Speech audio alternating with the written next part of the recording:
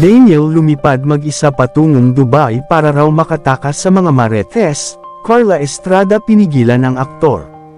Tama lang daw na magpalamig muna ang kapamilya aktor na si Daniel Padilla sa ibang bansa sa gitna ng patuloy na pangnenega sa kanya ng bashers. Hanggang ngayon kasi ay binabanatan pa rin ang binata matapos silang maghiwalay ng ex-girlfriend na si Catherine Bernardo na pinaniniwala ang may involved na third party. May lumabas sa social media na mga litrato ni Daniel na patungo raw Dubai at mukhang mag-isa lang daw itong bumiyahe. Marami raw ang nakakita sa aktor habang nasa airport at naghihintay sa kanyang flight.